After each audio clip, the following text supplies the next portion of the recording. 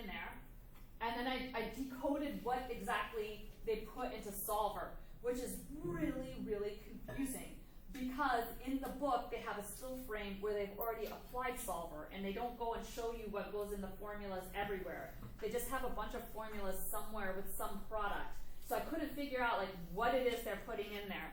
But I needed to match the answer that I got with the answer they got. So I can tell you at least what they're doing. I can't tell you, so I can tell you like these two boxes down here, these are just boxes that are just bookkeeping for them. They're not doing anything with it.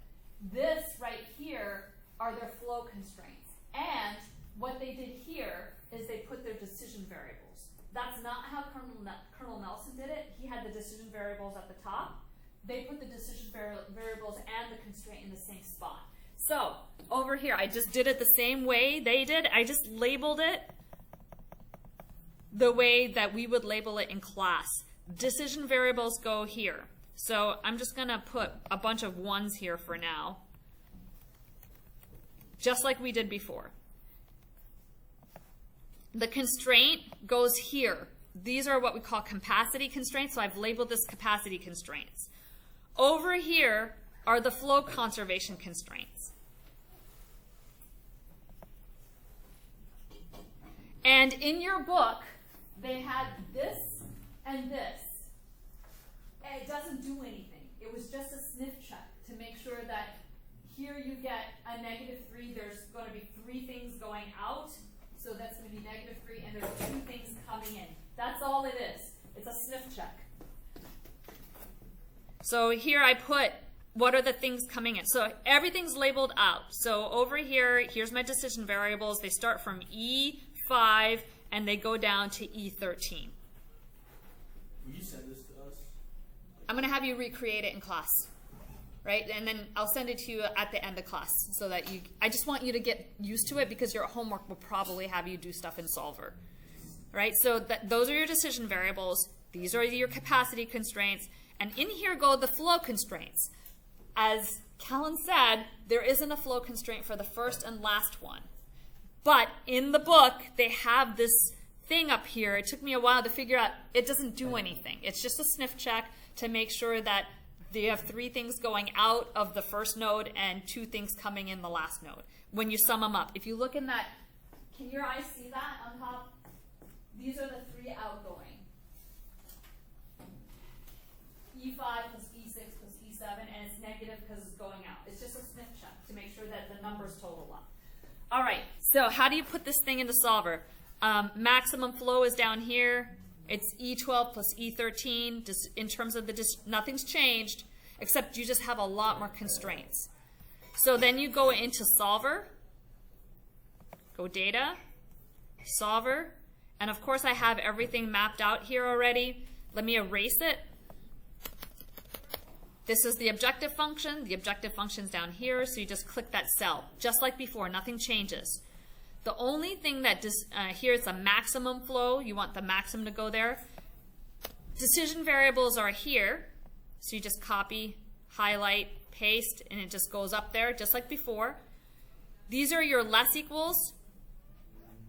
So it's left and right. Do I have to do this again? Do you guys know what you're doing with solver? You want me to do it again? So let me just erase that top one. Like delete. I'll just delete both of these. Because of the way they set it up, it makes solver easy. So the first ones are this. So you take all your decision variables, highlight down. That's your left side. Oh, sorry. It automatically did delete.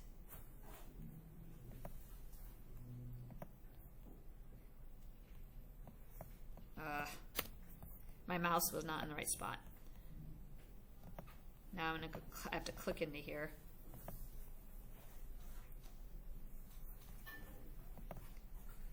So like before, you just highlight and go down. Those are your decision variables, and they're all less than or equal, so you choose less than or equals. Then you go into the constraint, and you put this. I haven't labeled it the way the book labeled it. I labeled it the way I stick it in the solver. To me, I'm task-oriented, so that's more useful to me. Okay, so I just put okay, just to check that it's in there correctly, and then I do add for the second one. The second one, you highlight not the top, you highlight starting the second one all the way where you have the equal sign. And then you go, all of these will be 0. Let me go back and explain why. But then here it's equals, and you put this.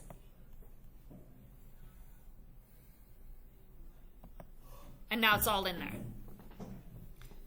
I'll explain that in a second. Then I just hit solve. And it gives me the solution. And look, the book is right, because it matches my solution. What do I put in here? I put the equations that you just came up, but I set them up to 0. So if you look at this, the first equation that Kellen has up here, all you do is you set the thing equal to 0.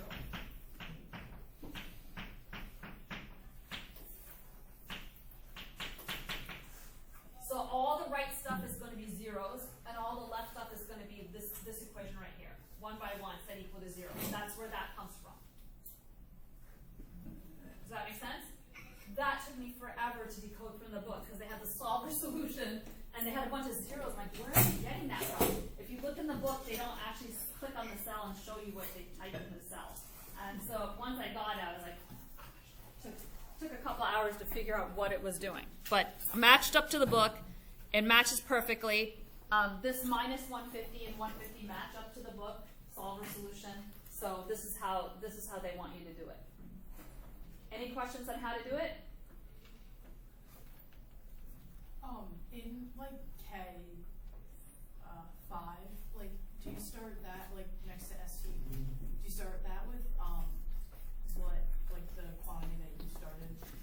Yes, so all of them are set equal to 0. So if you go to the first one, look at this cell. It's Stuttgart. There's nothing going into Stuttgart. There's only things going out. So it's minus E5, the 3 arrows that go out, which is E5, E6, E7. But it doesn't count for anything. You don't put that into solver. Right. If you go to the next cell, that's the RO node. So what's going into the RO is STRO. And then what's going out, you subtract the outputs. So really, I think I would actually put the flow constraints as all equal to 0 to start with. It's the same thing. So XSTRO would be this one. That's in cell E5. That's the input. And you subtract out RO to New York, which is in cell E8, which is there.